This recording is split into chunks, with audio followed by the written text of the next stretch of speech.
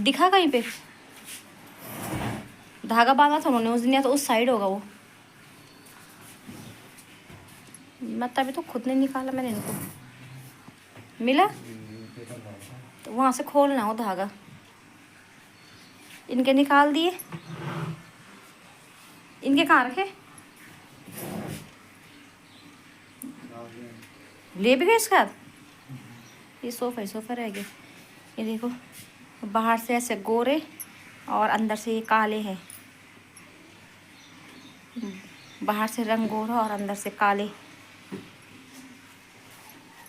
ये है इनका असली रूप, असली चेहरा है। नहीं हो रहा।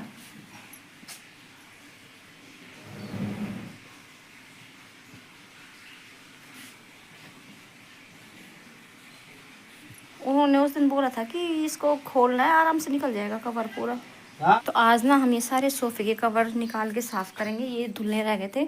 डाइनिंग के कवर भी निकाल दिए। डाइनिंग के कवर हस्बैंड ने निकाल दिए थे। तो ये देखिए डाइनिंग के कवर निकल गए हैं। और इस सोफे का कवर निकालने की कोशिश हो रही है। अभी ना पता नहीं चल रहा, बंधा हुआ है ये, तो समझ में नहीं आ रहा कैसे खुलेगा। ये देखो इनके तो निकाल दिए हैं। तो ऐसे हैं ये, बाहर से गोरे। आपने इनका बाहर से कुछ और ही रूप देखा, अंदर से ऐसे हैं काले। अभी मैं असली चेहरा इनका भी आपको दिखाऊंगी अंदर से कैसे दिखते हैं ये। तो देखते हैं। हस्बैंड अभी कोशिश कर रहे हैं, बाहर चले गए। यहाँ से इसकी रस्सी लगी हुई है ये, तो इसको देखते हैं कैसे खुलेगा। हस्बैंड तो कह रहे हैं कि टाइट हो गया। कोशिश करते हैं, तो देखते हैं कैसे खुलेगा ये।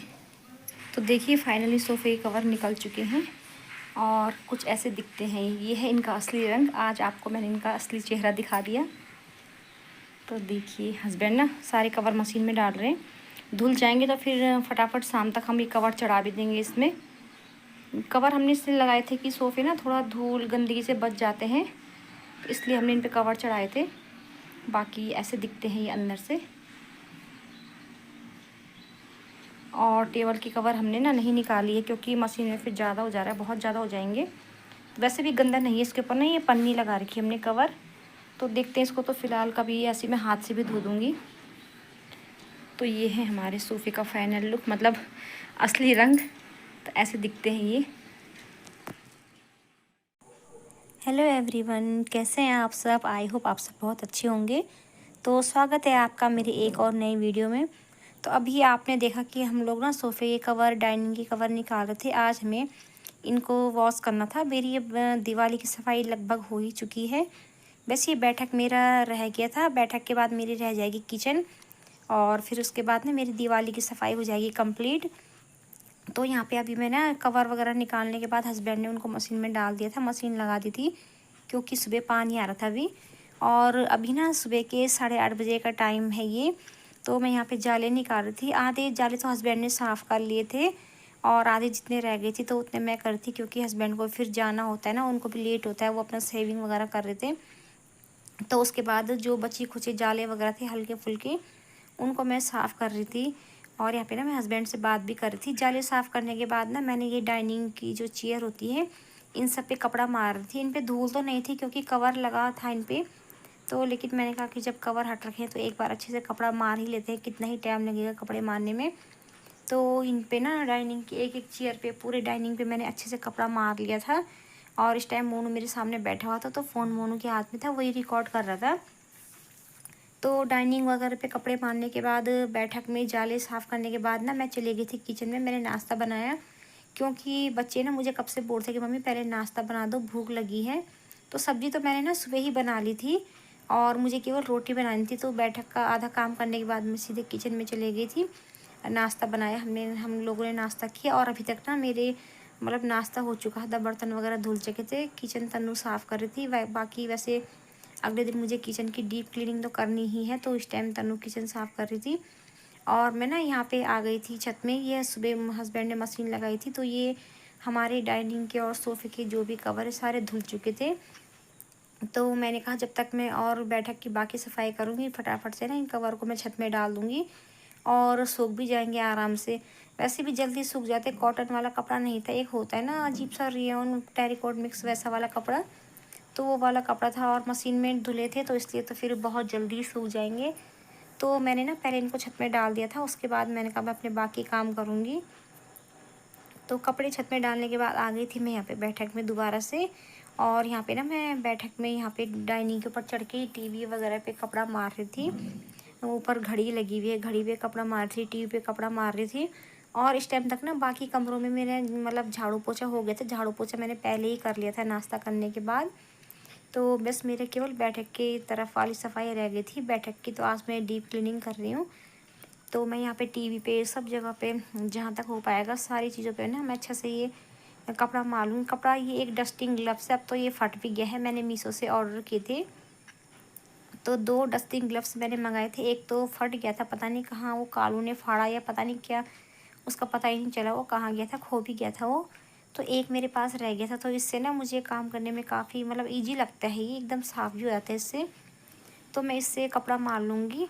और अब बैठक के मेरे पर्दे रह गए सारे, तो मैं ना जैसे आज तो बैठक के हमने ये सोफ़े कवर वगैरह वॉश किए, तो ना ये पर्दे वगैरह मैं अगले कल निकालूंगी, क्योंकि फिर एक ही दिन ना मशीनें बहुत सारे हो जाते हैं और हाथ से तो मैं बिल्कुल नहीं धो पाऊँगी पर्दे, क्योंकि हैवी है धोने के पानी में मतलब गीला होने के बाद और भी इनका कपड़ा हैवी हो जाता है। और पर्दे काफ़ी लेंथी, बहुत ज़्यादा लेंथी हैं, तो यार हाथ से तो मेरे बस का बिल्कुल नहीं है। धुलने को तो धुल जाएंगे, लेकिन फिर बाद में ना थकान लग जाती है। तो ये पर्दे मैं कल ही मशीन में डालूँगी। आज मैं अच्छी तरह से बैठक की सफाई कर लूँगी। तो यहाँ पे अब मैं झाड़ू लेके आ गई थी और सोफ़े हमने आगे कर रखे थे, तो सोफ़े के पीछे ना मैं झाड़ू लगा रही थी। वैसे धूल वगैरह तो इतनी नहीं थी, क्योंकि जब भी मैं झाड़ू लगाती हूँ तो सोफ़े के नीचे भी मैं झाड़ू पूरी डालती हूँ। सोफ़े के नीचे ना काफ़ी गैप है, तो झाड़ू आराम से वहाँ पे लग जाती है। पर लेकिन फिर भी जैसे सोफ़े एकदम पीछे मिले होते, दीवार पे तो नहीं मिले हैं, थोड़ा सा हमने गैप दे रखा है। तो यहाँ पे मैं खिड़की वगैरह झाड़ के यहाँ पे मैं झाड़ू लगा रही थी, और फिर भी ना हल्का फुल्का कचरा तो निकला ही था, धूल तो नहीं थी, पर वो अब जैसे हमने सुबह जाले झाड़े थे ना, वो सारे जाले वगैरह गंदा जो भी होता है वो सारा नीचे झड़ गया था। तो बस मैं वहीं यहाँ पे झाड़ू लगा रही थी, और ना पूरी बैठक में मेरी झाड़ू लग चुकी थी। बस यहाँ पे सोफ़े के पीछे वाला एरिया रह गया था, तो यहाँ से भी देखिए मैंने कचरा निकाल लिया था। और सारा कचरा उठा के मैं डस्टबिन में उठा के बाहर ले आई थी, क्योंकि बाहर चौकी मैंने सुबह झाड़ू लगा ली थी, तो मैंने ना वो कूड़ा बाहर नहीं किया। मैंने कहा फिर मुझे चौक में भी दोबारा झाड़ू लगाना पड़ेगा और मेरे एक और काम बढ़ जाएगा। तो बैठक पे झाड़ू लगाने के बाद अब ना मोनू और मैं ये कालीन बाहर लेके आ गए थे।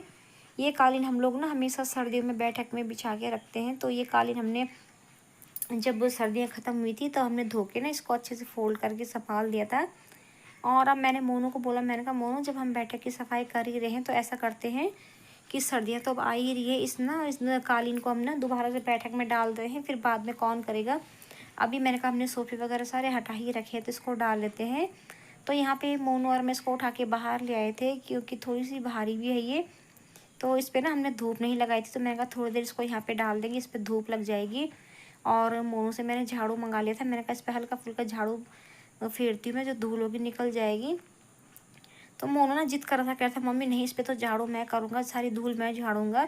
तो वो करने भी लग गया था दूसरी तरफ से, लेकिन मैंने कहा नहीं मुझे झाड़ू दो, मैं अपनी तरीके से अच्छे से करूँगी। तो बस वहीं पे ना इस पर मैं धूल झाड़ रही थी, नहीं थी धूल बिल्कुल भी नहीं, क्योंकि जब हमने इसको पैक किया था तो हमने धुलने के बाद भी इसको पैक किया था, तो फिर धूल आएगी कहाँ से। वो तो मैंने कहा चलो कोई बात नहीं, धूप में डाला तो एक हाथ में इसमें निकाल देती हूँ, हल्की फुल्की होगी भी तो वो सारी धूल झड़ जाएगी।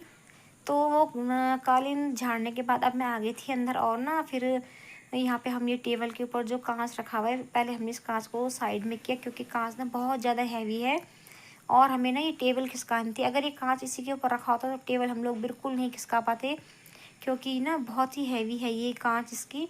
तो हम तीनों ने, दोनों बच्चों ने और मैंने मिलके इसको कांच को साइड में रखा। और उसके बाद तो मोनू ने मैंने टेबल आराम से खिसका दी थी, क्योंकि हमें ना यहाँ पे वो कालीन जो हमने बाहर डाली थी, तो वो कालीन हमने यहाँ पे डालनी थी, यहाँ पे बिछानी थी। तो हमने पहले टेबल साइड लगाई, और मोनू और मैं ना यहाँ पे मिलके दोनों कालीन डाल देंगे। हमने कहा चलो जब सोफ़े आगे पीछे हमने कर ही रखे हैं, फैला ही रखा है, सफाई हो ही रही है, तो इसको कालीन को डालते हैं। और ये कालीन यहाँ पे डालने से पहले मैंने पूरी बैठक में अच्छी तरह से पोछा लगा लिया था। और वो क्लिप ना मैंने रिकॉर्ड नहीं की, क्योंकि मेरे फ़ोन में बैटरी बहुत कम थी, तो ना उस टाइम मैंने फ़ोन चार्ज पे लगा दिया था। अभी मेरा फ़ोन थोड़ा बहुत चार्ज हो चुका था, तो फिर मैंने यहाँ पे ना रिकॉर्ड करना शुरू कर दिया था। तो मोनू और मैं लगे थे यहाँ पे कालीन सेट करने में। अब ये कालीन सेट करने में भी ना बड़ी माथापच्ची होती है, क्योंकि आधी तो हमको सोफ़े के नीचे दबानी होती है और इस साइड से हमें ये भी ध्यान रखना होता है कि जहाँ पे डाइनिंग की चेयर लगेगी वहाँ पे भी उसके एकदम नीचे ना जा पाए कालीन, क्योंकि ये होता है कि अगर कालीन डाइनिंग की चेयर के नीचे आ गई तो फिर जब हम लोग डाइनिंग की चेयर पीछे करते हैं बैठने के लिए ना, तो वो चेयर एकदम पीछे नहीं खिसक पाती, ये कालीन में अटक जाती, क्योंकि वैसी कालीन है ना, ये कैसे जैसे कंबल वाला कपड़ा उस टाइप का होता है, आप लोग समझ रहे होंगे। तो हम जब डाइनिंग की चेयर पीछे करते हैं बैठने के लिए तो इसमें ना चेयर अटकती है। तो मैं कोशिश कर रही थी कि डाइनिंग से थोड़ा पीछे हम इस मैट को लगा लें, तो वही यहाँ पे ना मोनू और मैं अंदाज़ा देख रहे थे। तो फिर फाइनली हमारी समझ में बात आ गई थी कि कैसे कैसे इसको सेट करना है।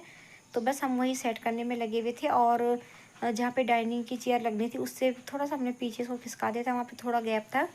अब अगर हम वहाँ पे डाइनिंग की चेयर लगाएंगे भी तो भी कोई दिक्कत नहीं होगी, चेयर आराम से ना पीछे खिसक जाएगी फर्श में। तो यहाँ पे कालीन लगाने की हमारी तैयारी चल रही थी, और सोफ़ा ना बहुत ज़्यादा हैवी है ये सोफ़े, तो हमारी तो एकदम आफत ही निकल थी। वो तो मेरे साथ मोनू था, तो मोनू काफ़ी मेरी हेल्प करा देता है, वरना अकेले का होता तो मैं भी इसको बिल्कुल नहीं कर पाती। और देखिए जैसे तैसे हमने यहाँ पे सेट कर दिया था, कालीन बिछाती थी, सोफ़े को उनकी जगह पे लगा लिया था। और जब तक इनके कवर सूखेंगे नहीं, इनके कवर नहीं लगेंगे, तब तक ये ऐसे ही दिखेंगे। तो चलिए फिर बाय बाय, मिलती हूँ मैं आपको एक और नई वीडियो के साथ।